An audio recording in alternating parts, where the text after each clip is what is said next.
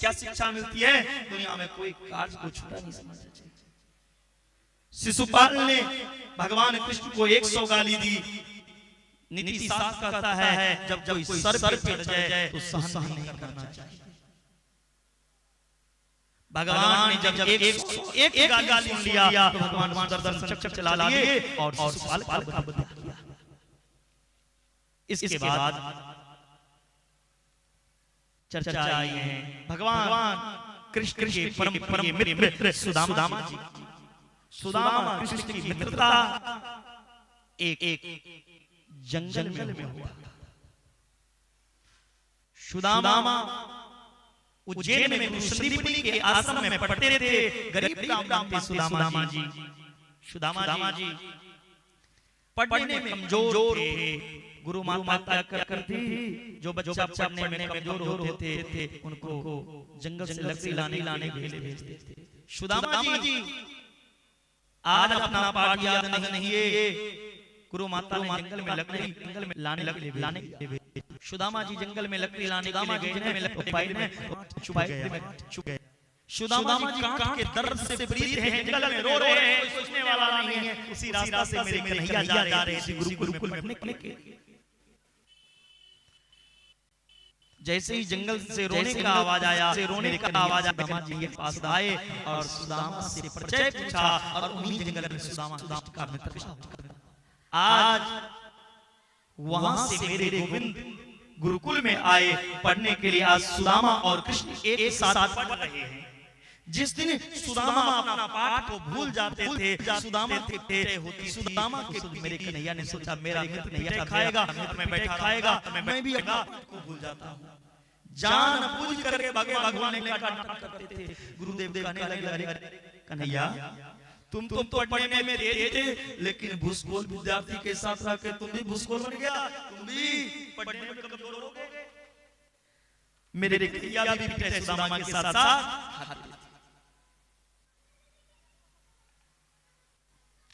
गुरु माता दोनों को जंगल से लकड़ी लाने के लिए भेजा। वहां एक ऋषि आए थे भोजन के लिए। गुरु माता से भोजन किया। गुरु माता सोच रही है मेरे घर में थोड़ा चन्ना है, वो भी अगर ये ब्राह्मण को खिला दूं तो मेरे गुरु में जो बच्चे हैं वो क्या खाएंगे। गुरु माता ने मना कर दिया ऋषि से मेरे आश्रम में खाने के लिए कुछ नहीं है। और क्रोधित हो गए, श्राप दे दिए कि नजर पड़ गई चन्ना पे। जाओ तुम्हारे आश्रम में जो चन्ना है, जो चन्ना खाएगा वो दरिद्र हो जाएगा। मेरे सुदामा जानते थे ये चन्ना प्राप्त है। जंगल में गया, वो चन्ना सुदामा खा गया। सुदामा ने सोचा मैं दरिद्र हो जाऊं उसके परवाह नहीं, मेरे कन्हैया दरिद्र ना हो। अगर वही दरिद्र हो जाएगा संसार का पालन कैसे? इसलिए सुदामा ने ग्रहण किया।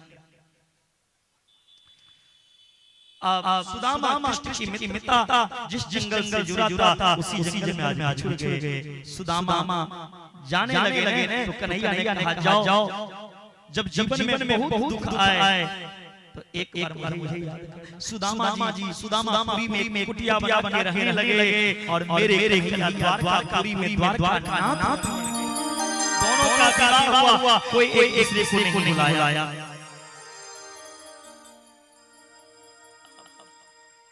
सुदामा का विवाह हुआ, पत्नी का नाम सुशीला। संतान थोड़ा गरीबी आ रही। ब्राह्मण है, नौकरी तो कर नहीं सकते, ब्राह्मण को नौकरी नहीं करना चाहिए। शास्त्र कहता है अगर ब्राह्मण भी करे तो कब तक जब उनकी आर्थिक स्थिति सही ना हो जाए। ब्राह्मण वेद की रक्षा धर्म के रास्ते चलना चाहिए। सुशीला एक स्वप्न में द्वारकानाथ दर्शन की सवेरे सुदामा से कहने लगे आपके कोई द्वारकानाथ है, आप जाइए मिलने के लिए। आप जाएंगे तो गरीबी दूर हो जाएगी। सुशीला मिलने जाऊंगा तो मांगने के लिए। सुदामा का प्राण अजय, लेकिन सुदामा मांगने नहीं जाएगा। सुदामा तो जितेंद्रिय है। कृष्णस्यास्य सखाश्च ब्राह्मणो ब्रह्मपितामहः विरक्त इंद्रियार्थेषु प्रसन्नात्मा जितेंद्रिय। सुदामा जी प्रसन्न आत्मा जितेंद्रिय। सुशीला कहती हैं ना आप मांगिएगा नहीं, आप जाइए सही।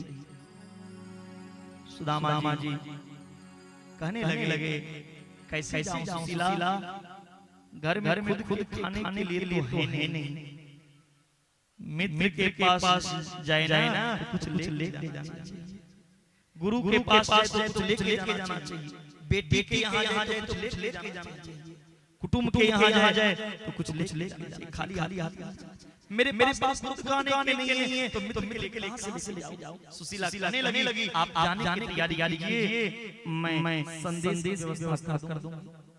सुशीला 4 घरों में जाकर एक मुट्ठी तंडुल मांगकर लाई, चावल। क्या एक घर में 4 मुट्ठी चावल देते? अगर एक बार सुशीला कहती ना तो बोरी भर के चावल मिलता। सुशीला भी प्यार उसकी पत्नी है, जिनके पति में त्याग क्या उनके पत्नी में नहीं। सुशीला भी एक मुट्ठी एक घर चावल क्यों ली, 4 घर में क्यों ली, 4 घर चावल 4 का, कोई मोटा कोई पतला। सुदामा अपने मुंह से अपना गरीबी नहीं बताएंगे। 4 तरह का जो चावल मेरे गोविंद के हाथ में जाएंगे तो मेरे गोविंद समझ जाएंगे चावल मांग। ये चावल गरीबी का पहचान है। चावल 20 जगह फटे कपड़े में बांध और ले आज सुदामा जी जाना चाहिए। द्वारका चले गए, काशी हरिद्वार रास्ता ही। भूख लगी है, प्यास लगी है, जिंदगी मेरे उदास की है, कैसे आऊं द्वारका तेरी नाथ। ये आस सुदामा को निराश लगी। घनश्याम में ढूंढने जाऊं कहां अपनी विरह दिलाए। सुदामा जी जाते गए एक नदी मिला। अब नदी के किनारे बैठे कैसे पार करूंगी नदी को। उन नदी में केवट बन करके नौ लेकर भगवान कृष्ण आए हैं, लेकिन कृष्ण बनकर नहीं अपना भेष बदल। सुदामा जी नदी पार कर दी, लेकिन परिचय नहीं दिए मेरे गोविंद वहां पर जो मैं तुम्हारा मित्र। सुदामा चले गए। जब द्वारका पूरी आ जाओ सुदामा जी जब द्वारका पूरी गए तो सुंदर महल देख द्वार से जाओ आप द्वारका नाम से कहना आपका मित्र सुदामा आपसे मिलने आया। द्वारपाल जाने लगा। शीश पगान तन पे प्रभु जाने को आई बसों के ग्राम। धोती पटी लटी दुखती अरुपाई पासन की निशाना। द्वार खलो तुझ जिरवल एक रोचक सोपता विराम। पूछत दीन दयाल को बतावत अपनो नाम सुदामा।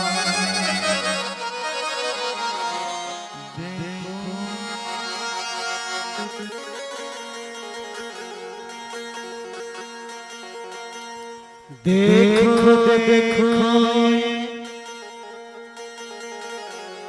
गरीबी का हाल, कृष्ण के तट पे विश्वास से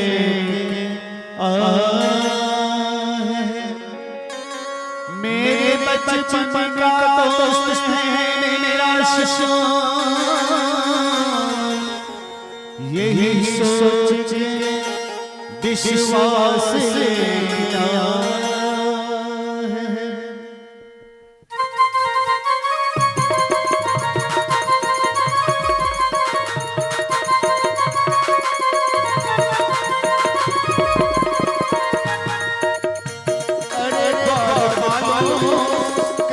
कन्हैया से कह दो, अरे गोपाल कन्हैया से कह दो,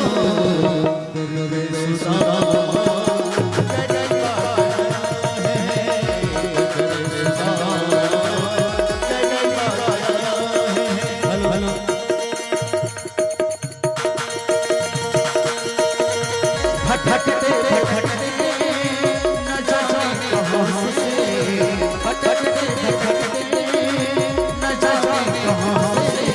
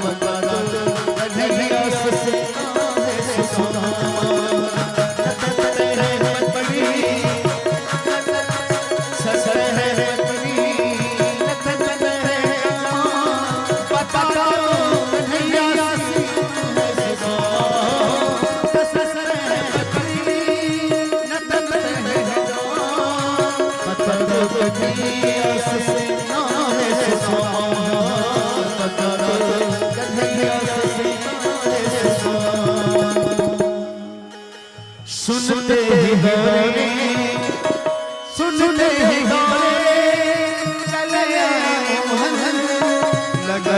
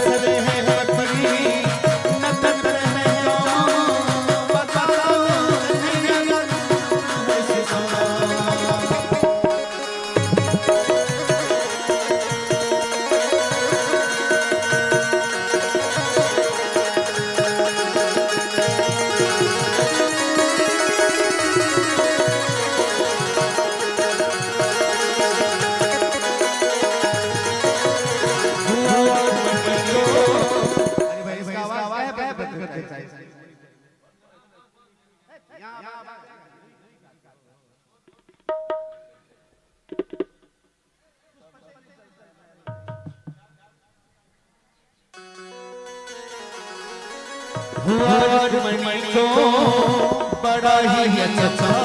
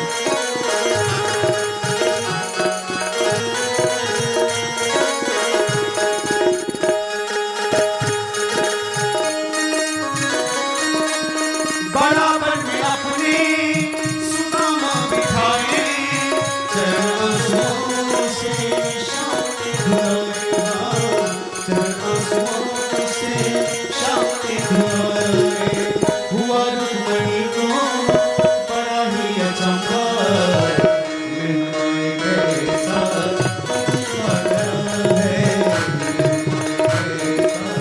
अजीबा है कैसा अजीबा है।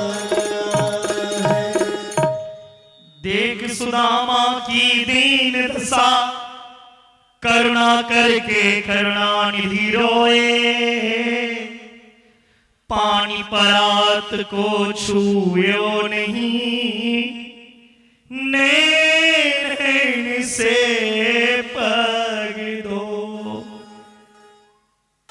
सुदामा जी की चरण धोने के लिए आज रुक्मिणी जी के हाथ की जल को भी अपवित्र मानकर अपने आंसू की जल से चरण धोया, सोने के सिंहासन पर बिठाया। आज रुक्मिणी जी को आश्चर्य लगी। रुक्मिणी जी से कहने लगे, मेरे कन्हैया धन्य ये ब्राह्मण है जिन ब्राह्मण के आशीर्वाद से मैं द्वारका के राजा हुआ। विप्रा प्रसादान धरणी धरो हम विप्रा प्रसादा कमलावरो विप्रा प्रसादा अजित जितो हम विप्रा प्रसादा मम राम नाम। आज मैं ब्राह्मण की कृपा से सर्वस्व। सुदामा जी पंखा करने लगे, 56 भोग की थाली सजा के दिखाने को सुदामा जी कहने लगे, मुझे चावल की टिकरी खाने में आनंद आता। एक एक पत्नी आके प्रणाम करने लगे। सुदामा जी आश्चर्य में पड़ गए, कितने पत्नी हैं इनके? बोले अभी तो आधा भी नहीं हुआ। मेरे कन्हैया से सुदामा ने कहा, ऐसा कर कन्हैया सबके बदला तू ही प्रणाम कर ले। सब पत्नी के बदला मेरे गोविंद चरण स्पर्श किए। इसके बाद सुदामा जी से कन्हैया कहने लगे, मीत और कहा मेरी भाभी जी कैसी हैं? ठीक हैं। मेरे भाभी जी मेरे लिए क्या संदेश भेजी हैं? सुदामा जी कहने लगे, कन्हैया तुम्हारे भाभी तुम्हारे तय आशीर्वाद दियो हैं। बोले आशीर्वाद नहीं, कुछ संदेश जरूर दिए हो, कुछ संदेश तो दिए होंगे। बोले नहीं। सुदामा जी के हाथ थोड़ा देखने लगे। सुदामा जी के हाथ के नीचे चावल की पोटली थी, उनको निकाला।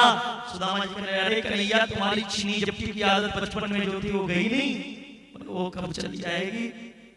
सुदामा जी से चावल की पोटली छीन करके मेरे कन्हैया लिए, एक मुट्ठी लिए और कहने लगे, एक लोक का राज अपने मित्र सुदामा को देता हूँ।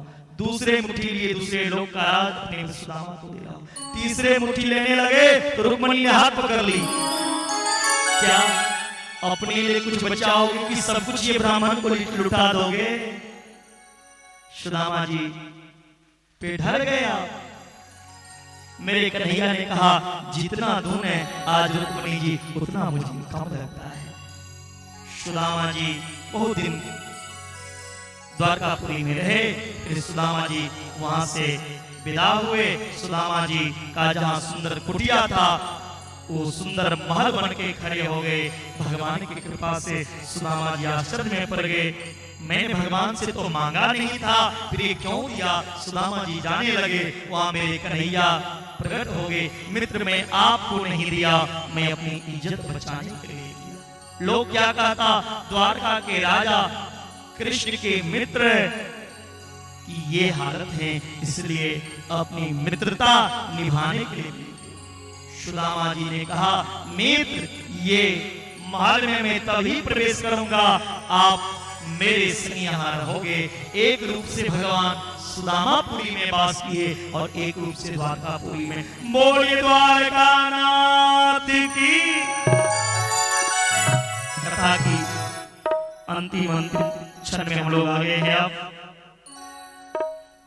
कहते हैं श्रीमद् भागवत के 3 अर्थ हैं।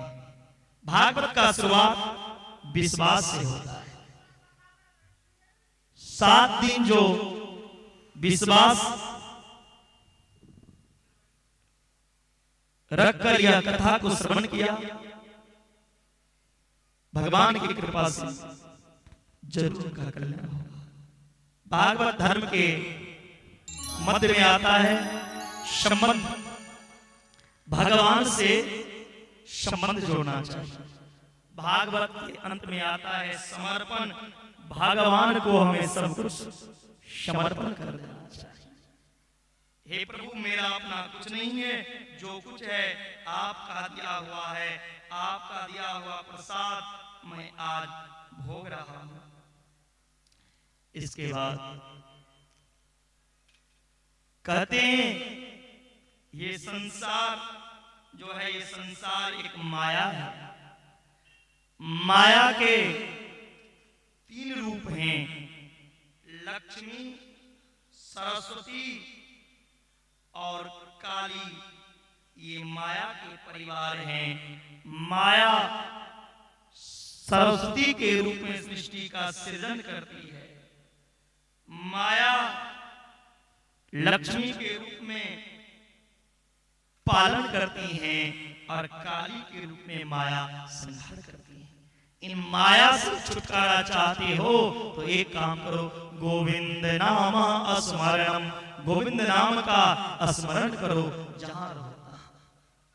इसके बाद वैराग के बारे में चर्चा आया। वैराग क्या है, संन्यास क्या है, ब्राह्मण क्या है, दक्षिणा क्या है, यज्ञ क्या है, सबके बारे में सुखदेव जी ने राजा परीक्षित को बताया। बोले 3 तरह के वैराग होते हैं, मरकट वैराग, शमशान वैराग और सच्चा वैराग। मरकट वैराग जिसे कहते हैं, पति पत्नी में लड़ाई हुई या भोजन पसंद नहीं आया पतिदेव को, तुरंत पत्नी से कहने लगते हैं मैं चला बाबाजी बनने के लिए, उसे कहते हैं मरकट वैराग। दूसरा होता है शमशान वैराग, किसी आदमी को जलती हुई जब आप देखेंगे ना तो उसमें मन में वैराग भाव आता है। तीसरा होता है सच्चा, सच्चा त्याग कबीर का, जो मन से दिया उतार, जिनका मन मैला हो गया तो डूब गया। जिंदगी में सबको गुरु बनाना चाहिए। जब तक आप गुरु नहीं बनाए तब तक आप मां के घर में ही।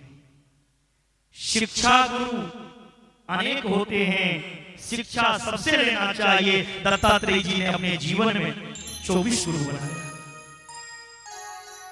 दत्तात्रेय के जीवन में 24 गुरु हुए।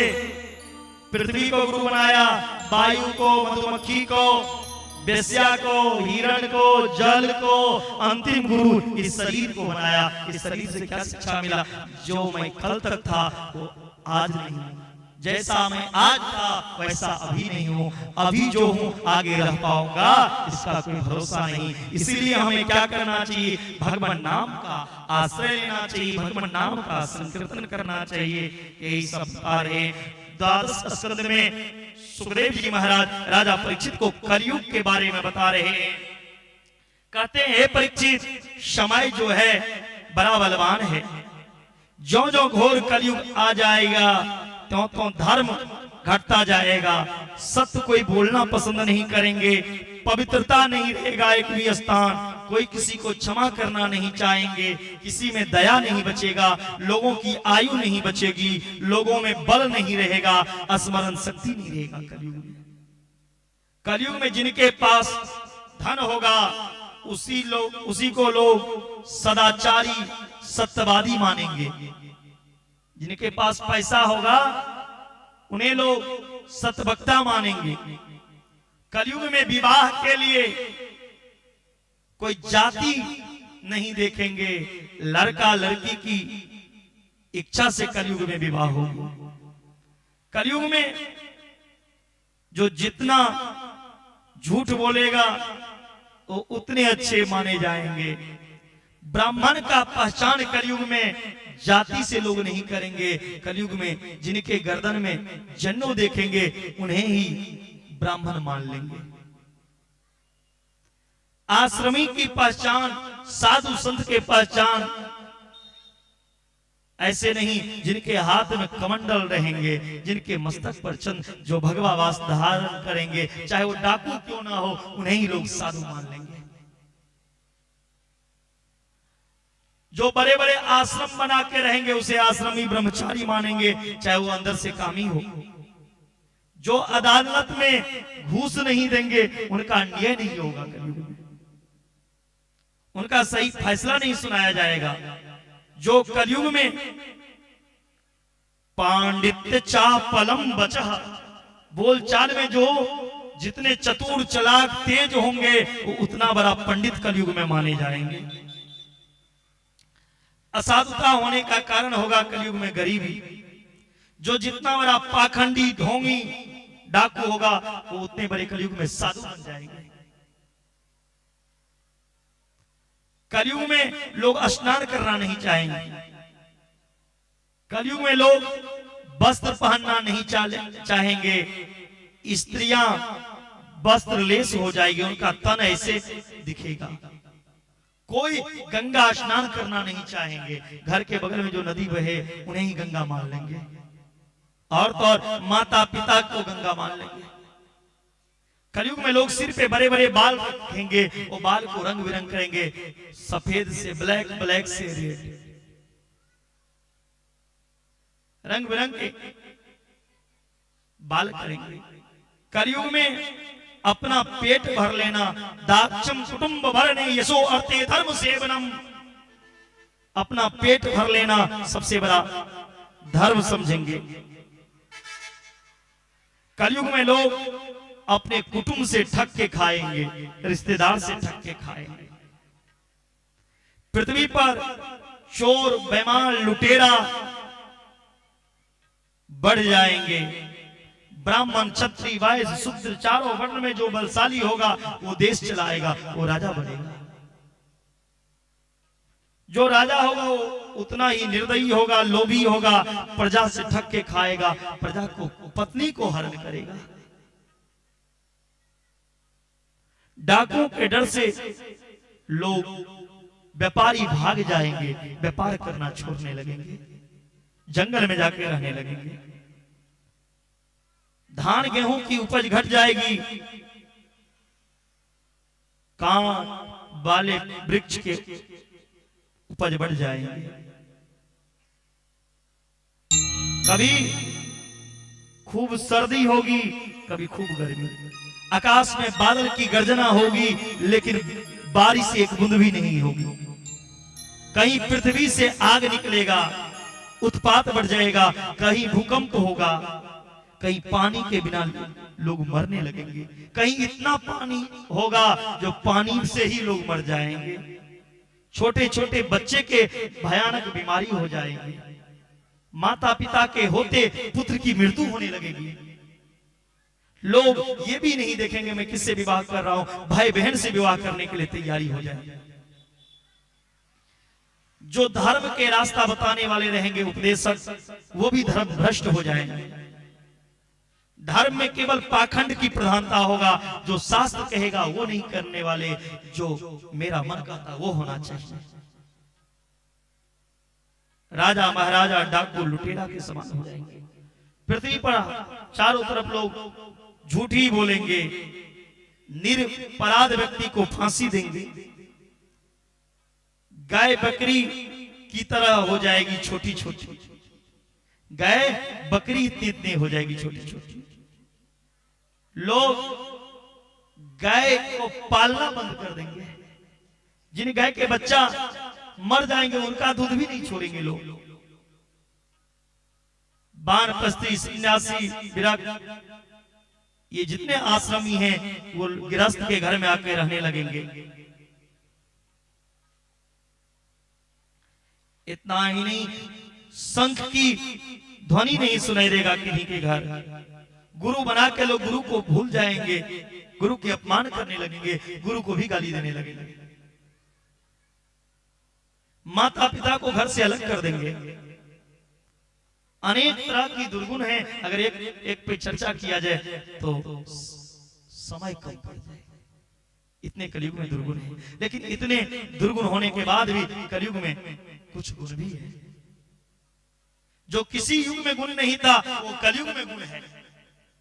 दुर्गुण के साथ सद्गुण भी है कलयुग में। जो त्रेता में, सतयुग में, द्वापर में दान करने से, पूजा करने से, जप करने से, तपस्या करने से, यज्ञादि कर्म से प्राप्ति होता था। प्यारे वो कलयुग में भगवान का नाम लेने से प्राप्ति होता है। इसलिए मुठा बाजारवासी, हम कथा के अंतिम क्षण में आ गए हैं, 2-4 मिनट और।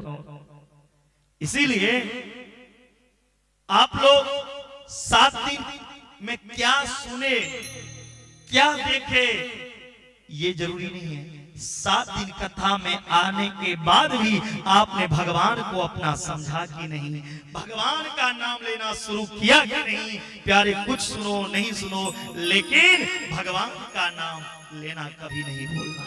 क्या बोलोगे? जोर से। कल से दरभंगा में कथा है, वहां तक आवाज आना चाहिए। जय जय श्री कलयुग केवल नाम आधारा, सुमर सुमर नर उतरे। कलयुग में भगवान का नाम ले लोगे ना, इनसे बढ़कर कुछ नहीं है। ये नहीं, नाम लेने का कोई मुहूर्त, कोई समय नहीं होता है। जहां हम बैठे, जहां हो, जिस अवस्था में हो, उस अवस्था में भगवान का नाम लोगे, कल्याण ही करेगा।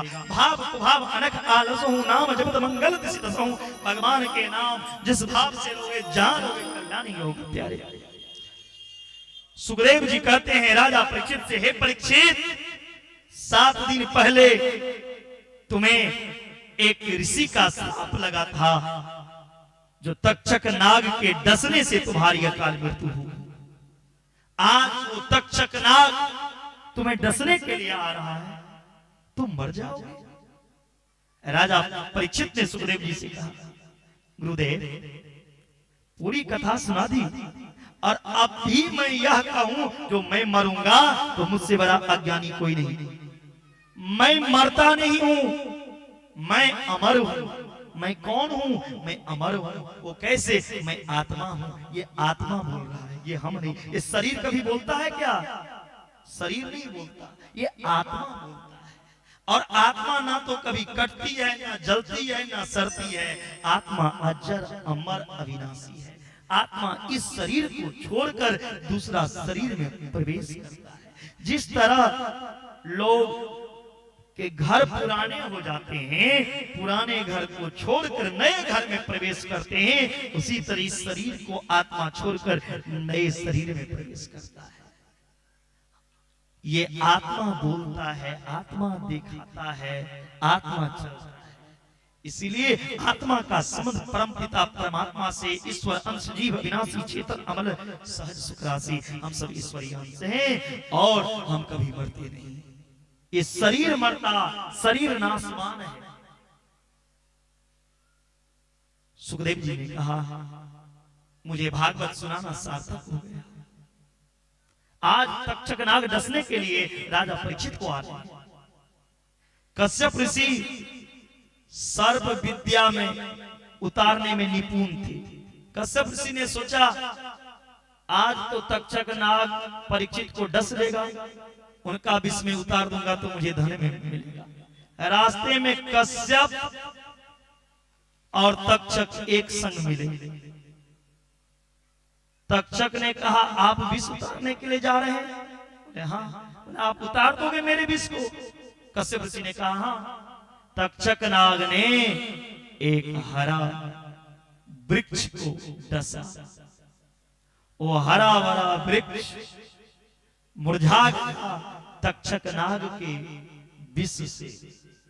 कश्यप ऋषि ने मुरझाया हुआ वृक्ष को अपने मंत्र शक्ति, मंत्र विद्या से पुनः हरा भरा कर दिया। तक्षक नाग समझ गए कश्यप ऋषि जीवित कर सकते हैं परीक्षित को, इसीलिए ने बहुत धन दे करके कश्यप ऋषि को भेज दिया। आज परीक्षित अपना शरीर को यहां रखकर आत्मचिंतन करने लगे, ब्रह्म की चिंतन करने लगे। शरीर यहां है लेकिन उनका आत्मा ब्रह्म में विलीन हो गए। तक्षक नाग आया, वो मिट्टी की ढेले की समान नासवान शरीर को डसा, यह शरीर गिर गया तक्षक के डसने से। परीक्षित के पुत्र जन्मे जय सर्प यज्ञ किया। सभी सर्प हवन कुंड में आके स्वाहा हो जाते थे। अंत में आस्तिक मुनि आए हैं। आस्तिक मुनि ने कहा, जन्मे जय अन्याय मत करो, तुम्हारे पिता की इतने दिन की आयु था, संसार में जो आया है उन्हें जाना ही पड़ेगा, इसलिए हमें किसी जीव का हत्या नहीं करना चाहिए। वहां से सर्प यज्ञ को रोका। पुनः जन्मे जय राजगद्दी पे बैठे। प्यारे, जहां पर एक बार भागवत हो जाए ना, वो स्थान 12 वर्ष के लिए तीर्थ बन जाता है, क्योंकि भागवत में 12 स्कंद, 335 अध्याय, 18,000 श्लोक हैं। 12 वर्ष के लिए वह जगह का मिट्टी भी तीर्थ की तरह कार्य करता। निमग्नानां यथा देवानां चतुर्थ यथा वैष्णवानां यथा शंभो पुराणामिदं तथा। बहने वाली जैसे गंगा श्रेष्ठ हैं, देवताओं में अच्युत कृष्ण श्रेष्ठ हैं, वैष्णवों में शंकर श्रेष्ठ हैं, उसी तरह पुराण में श्रीमद् भागवत से बढ़कर कोई पुराण नहीं। क्षेत्राणाम चेव सर्वेखा यथा काशीहानुत्तमः तथा पुराण वर्तानाम श्रीमद् भागवतांबुजा। क्षेत्रों में काशी श्रेष्ठ है, पुराणों में भागवत, भागवत पुराणों का तिलक है, वैष्णवों का परम धन है, परमहंसों का संहिता है। भक्ति ज्ञान वैराग की त्रिवेणी बहती है इसमें, और तीनों जब बहने लगती हैं तो उनके हृदय में गोविंद का वास होता है, और उन गोविंद का नाम लेने से जीवन के सारे व्यथा, सारी दुख दूर हो जाते हैं। इसीलिए भागवत का अंतिम श्लोक हम लोग गायन करें और गोविंद को प्रणाम करें। नाम संकीर्तनम यस्य सर्व पाप प्रणाशनम प्रणामो दुख शमनस्तम नमामि हरिं परम।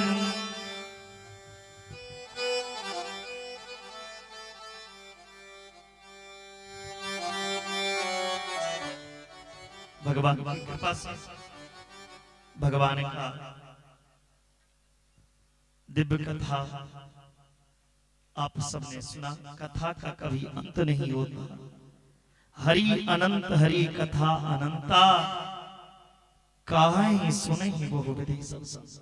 इतने कथा सुनाने के बाद में भी अगर अभी 7 दिन नहीं 7 महीना भी किया जाए कथा, तभी कथा का अंत नहीं होगा। जहां जैसा समय, जैसा घड़ी, जैसा काल, जैसा देश, जैसी परिस्थिति, वैसा कथा कहना पड़ता है। समय का अभाव था, इसीलिए संक्षिप्त में मैंने आज आप लोगों को श्रवण कराया। अगर विगत 7 दिनों में मेरे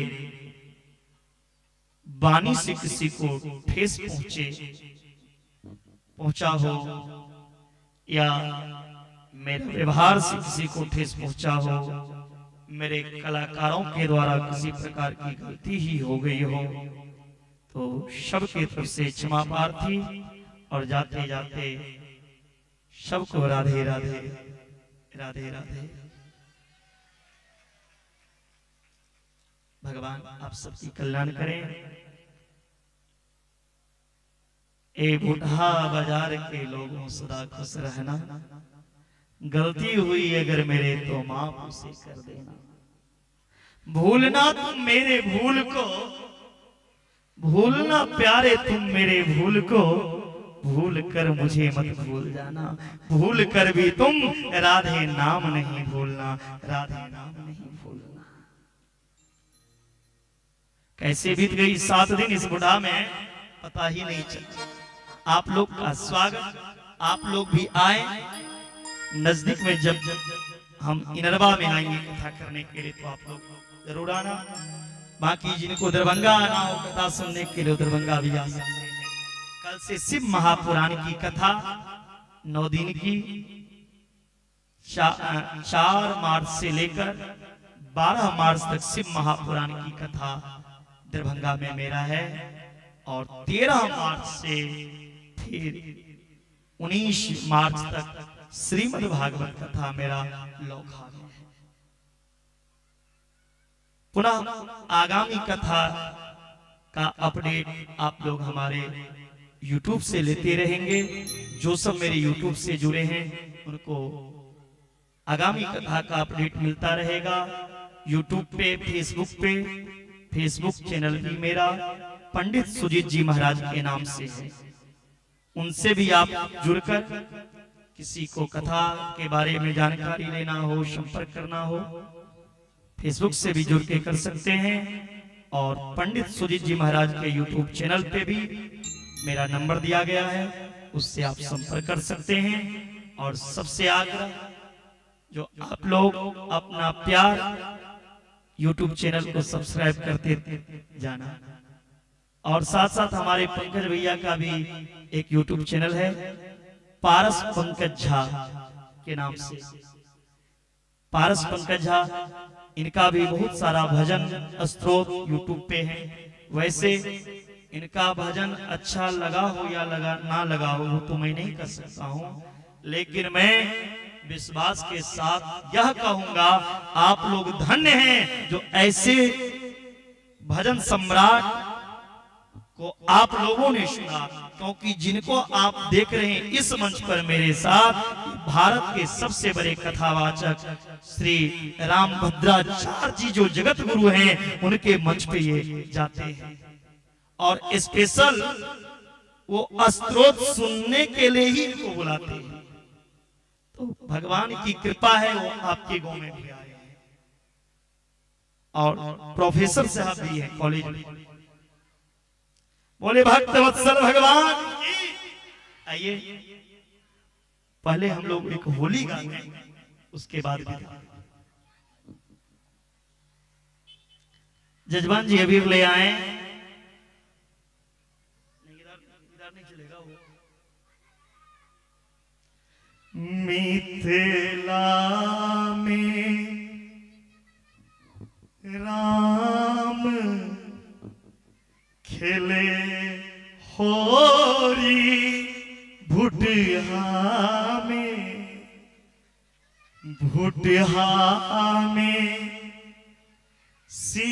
सीताराम खेले होरी भुटिया में।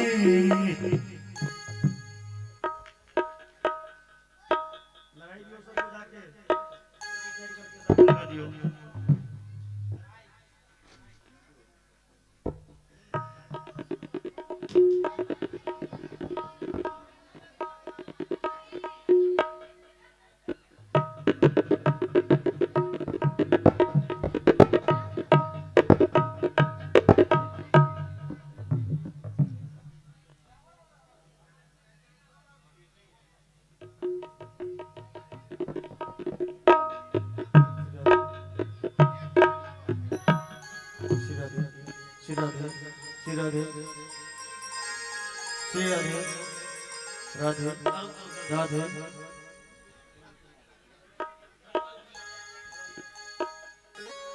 राधे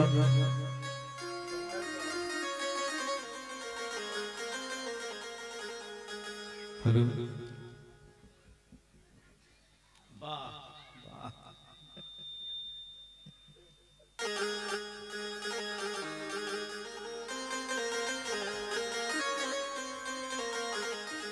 होली के आनंद सबके मिलकर ताली बजबैत ले। मिथिला में राम खिलती होरी, मिथिला में राम खिलती होरी, मिथिला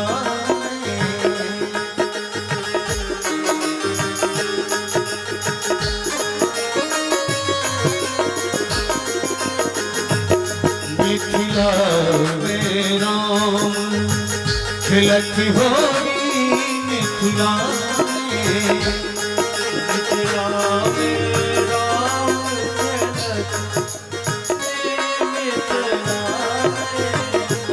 खिलती होरी हो खिलती होरी हो खिलती होरी हो खिलती होरी हो खिलती होरी हो खिलती मिथिला में, मिथिला में राम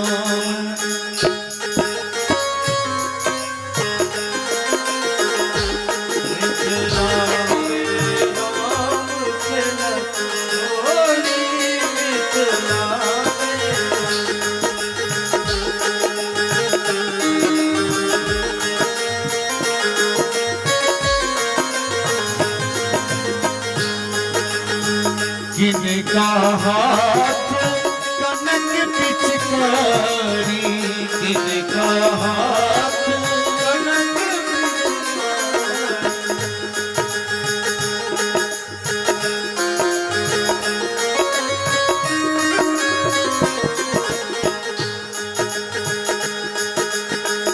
जिनका हाथ कनक पिचकारी, जिनका हाथ कनक पिचकारी, इनका हाथ अबीर झोली हो, इनका हाथ अबीर झोली हो, इनका हाथ अबीर झोली मिथिला में राम खिलती होरी मिथिला में, मिथिला में राम खिलती होरी मिथिला में, मिथिला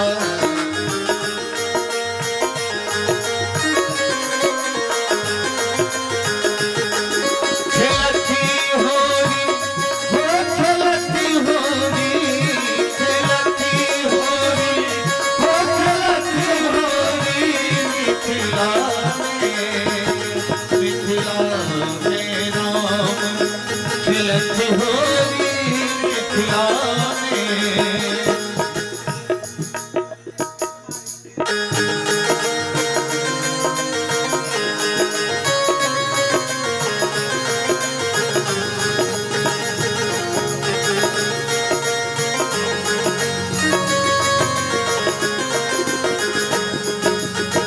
राम जी के हाथ कनक पिचकारी, राम जी के हाथ कनक पिचकारी, हे राम जी के हाथ कनक पिचकारी, राम जी के हाथ कनक पिचकारी, सीता हाथ अबीर झोली हो, सीता हाथ अबीर झोली हो, सीता हाथ अबीर झोली मिथिला में, मिथिला में राम खिलती होरी मिथिला में, मिथिला में राम खिलती होरी खिलती होरी हो खिलती होरी हो खिलती होरी हो खिलती होरी हो खिलती होरी मिथिला में, मिथिला में राम खिलती होरी मिथिला में। होरी हो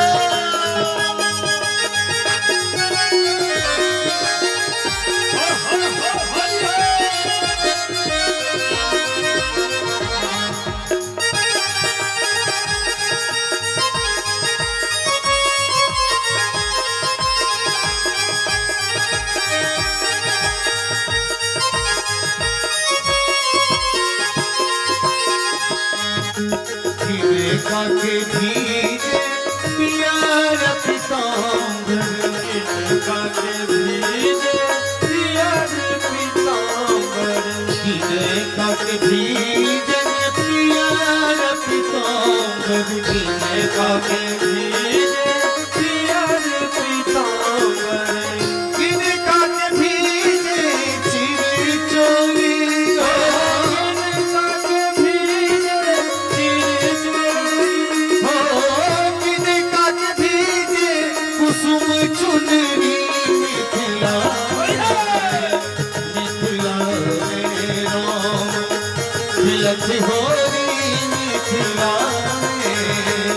मिथिला में राम खेलत होली मिथिला में खेलती होली हो खेलती होली हो खेलती होली हो खेलती होली हो खेलती होली हो खेलती होली मिथिला में राम खेलती होली मिथिला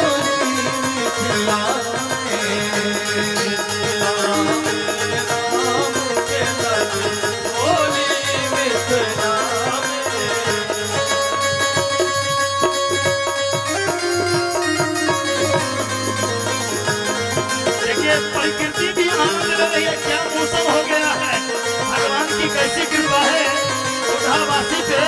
ये प्रकृति भी कितना आनंद के साथ ये होली महोत्सव मना रहे हैं। राम जी के भीगे पियर पीताम्बर राम जी के भीगे पियर पीताम्बर राम जी के भीगे पियर पीताम्बर राम जी के भीगे पियर पीताम्बर पियर पीताम्बर पियर पीताम्बर पियर पीताम्बर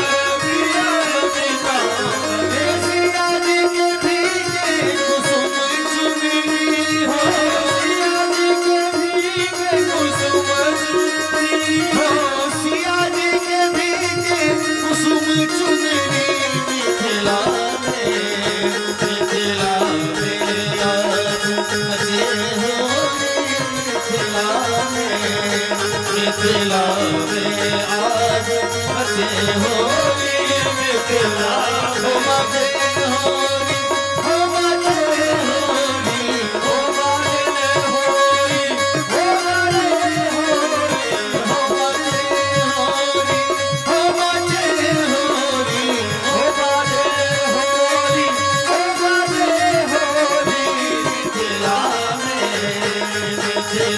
में आज बचे होली मिथिला में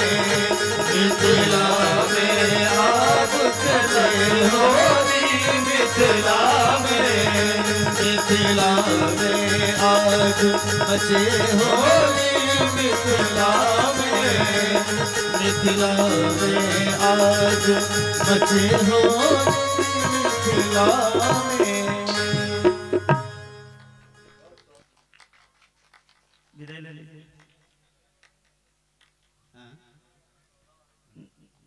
समय बहुत कम है, समय बहुत कम है, इसलिए नहीं। विदाई। इस भजन के साथ हम सभी कलाकार आप लोगों से विदाई ले रहे हैं इस भजन के माध्यम से। उसके बाद आप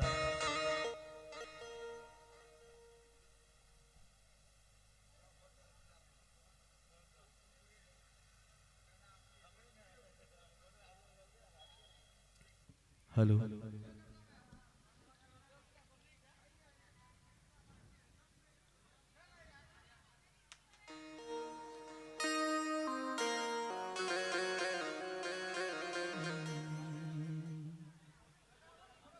हल्ला करबे तो गीत नहीं हेते, अगर सुनबे तो शांत भाव को सुनियो। अंतिम गीत है कार्यक्रम के, पूरा भागवत के अंतिम गीत है। यहाँ सब बैठ जाओ। आ गीत ई नहीं छे, ई गीत नहीं छे। वस्तुतः हम सब 7 दिन अहाँ सबके सेवा केलौं। महाराज जी हमारे वृंदावन से चल के आए, कुछ लोग दिल्ली से हैं, हमारे ऑटो पैड से जो संगत कर रहे हैं श्रीमान रंजन जी कोलकाता से आए हैं। और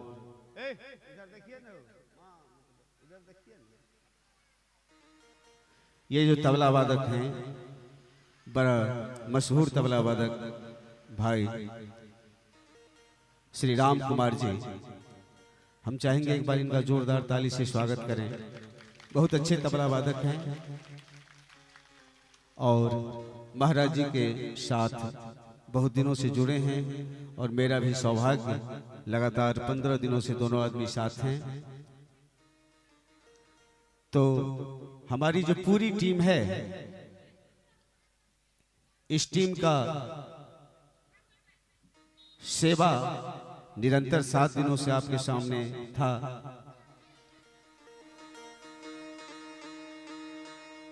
लोग यहाँ से मॉनिटर के पास से हट जाएं। मॉनिटर से आवाज नहीं आएगी, फिर वहाँ से हट जाइए। भारत के भूमि से नेपाल का बहुत बड़ा रिश्ता है।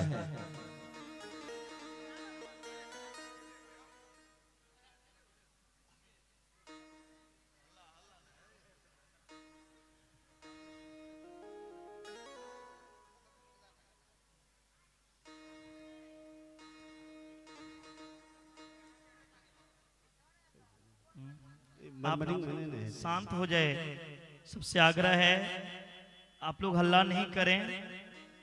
ये भागवत की अंतिम गीत हो रही है, विदाई की।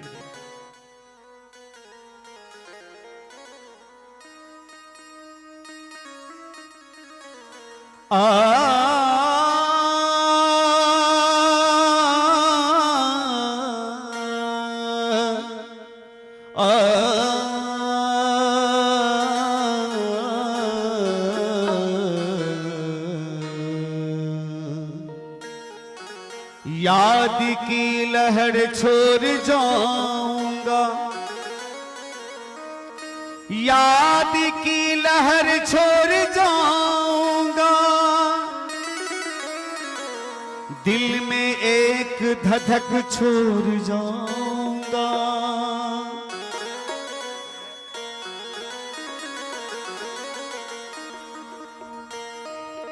आज की रात तुम्हें याद आएगी, कल ये तेरा शहर छोड़ जाऊंगा।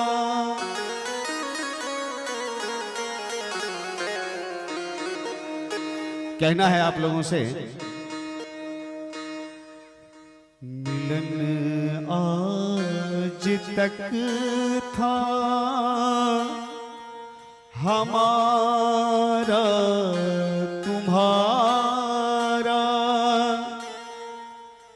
रही जिंदगी तो मिलेंगे दोबारा। मिलन आज तक था हमारा तुम्हारा, रही जिंदगी तो मिलेंगे दोबारा।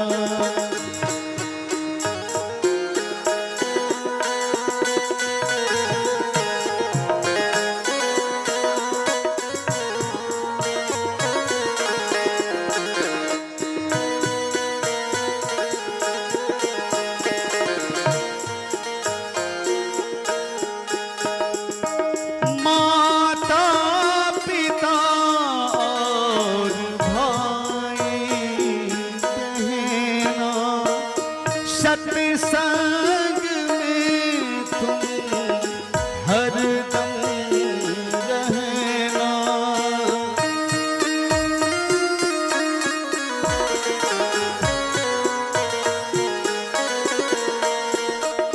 माता पिता और भाई बहना, सत्संग में तुम हरदम रहना। यही आपसे है कहना हमारा, रही जिंदगी तो मिलेंगे दोबारा। मिलन आज तक था हमारा तुम्हारा, रही जिंदगी तो मिलेंगे दोबारा।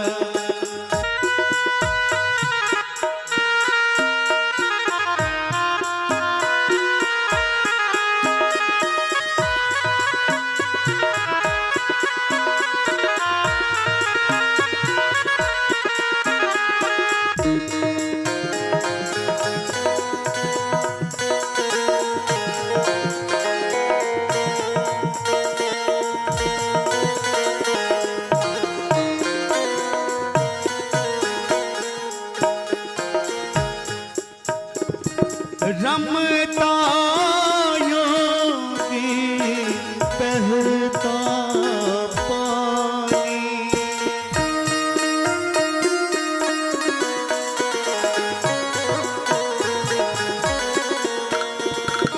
रमता योगी बहता पानी, अपनी तो बस यही राम कहानी, अपनी तो यही राम कहानी, इसी में तो है बस जीना हमारा, इसी में तो है बस जीना हमारा, रही जिंदगी तो मिलेंगे दोबारा, मिलन आज तक था हमारा तुम्हारा,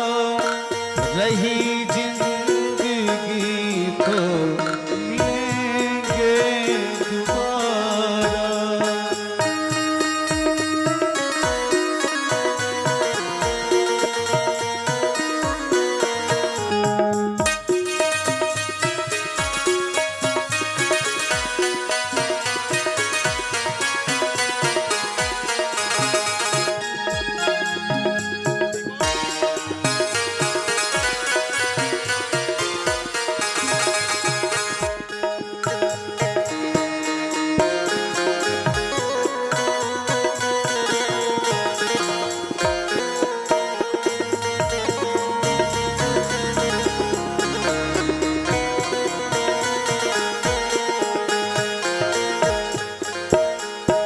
आपने दिया है हमें प्यार इतना,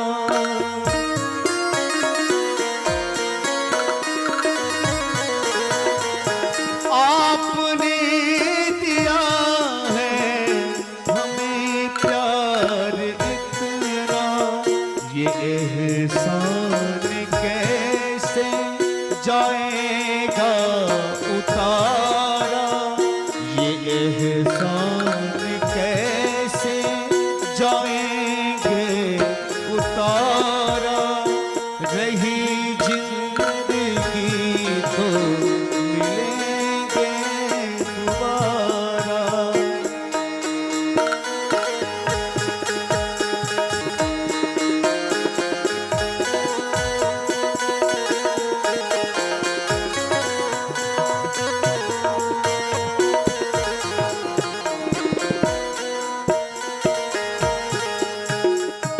हुई भूल हमसे उसे माफ करना,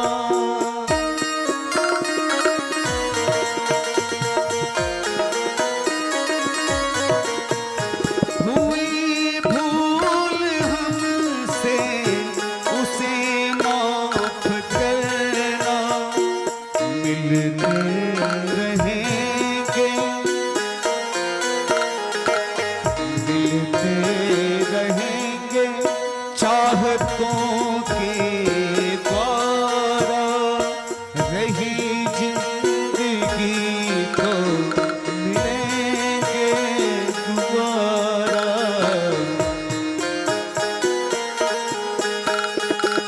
मिलन आज तक था हमारा तुम्हारा, रही जिंदगी तो मिलेंगे दोबारा। कभी याद आ जाए भूलों से हमको, कभी याद आ जाए भूलों से हमको, हमें याद करना आएंगे दोबारा, हमें याद करना आएंगे दोबारा,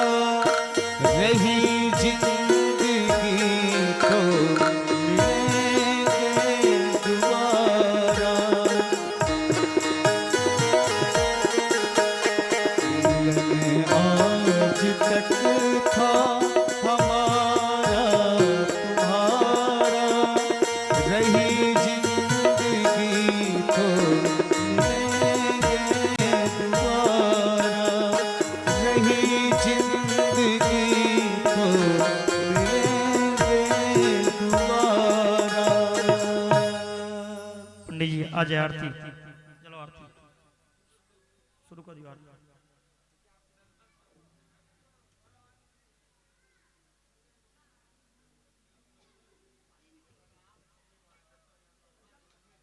हाँ शुरू कर दियो।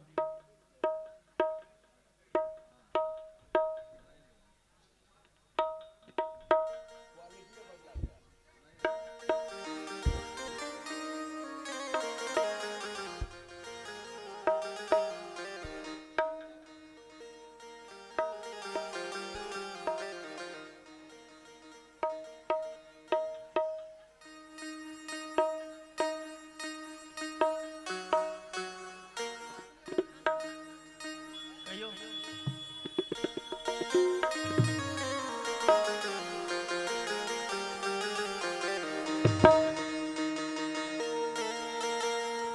आरती कुंज बिहारी की, गिरधर कृष्ण मुरारी की।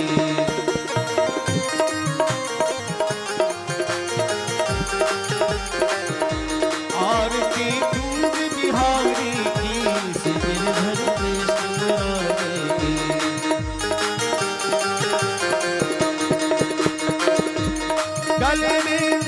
गले में बैगंती माला, माला बजाए मुरली मधुर बाला, बाला सबन में कुंडल झलकाला, काला।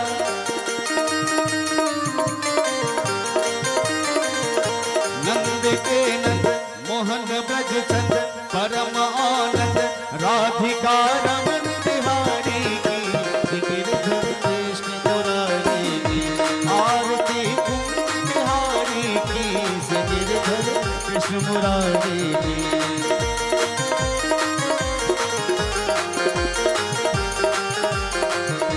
गगन समंग कांति काली, गगन समंग कांति काली, राधिका चमक रही आली, ललन में खारे बनवाली। भ्रमर सी अलग कस्तूरी तिलक, चांद सी झलक ललित छवि श्यामा प्यारी की, गिरधर कृष्ण मुरारी की। आरती कुंज बिहारी की, गिरधर कृष्ण मुरारी की।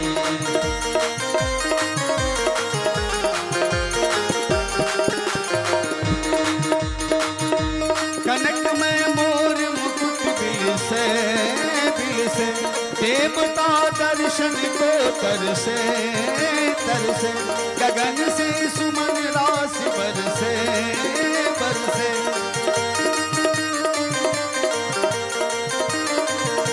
बजे मुरचंग मधुर मृदंग, ग्वालिनी संग लाज रख गोप कुमारी के, गिरधर कृष्ण मुरारी की। आरती कुंज बिहारी की, गिरधर कृष्ण मुरारी की।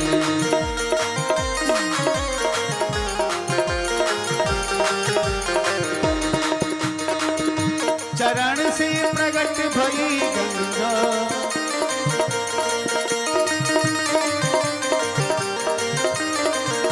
चरण से प्रगट भई गंगा, गंगा कलिमलिहारिणी सी गंगा, गंगा सकल दुख हारिणी सी गंगा, गंगा हरे सिद्ध शिष जटा के बीच, हरे अग की छवि सी बनवारी की, गिरधर कृष्ण मुरारी की। आरती कुंज बिहारी की, गिरधर कृष्ण मुरारी की।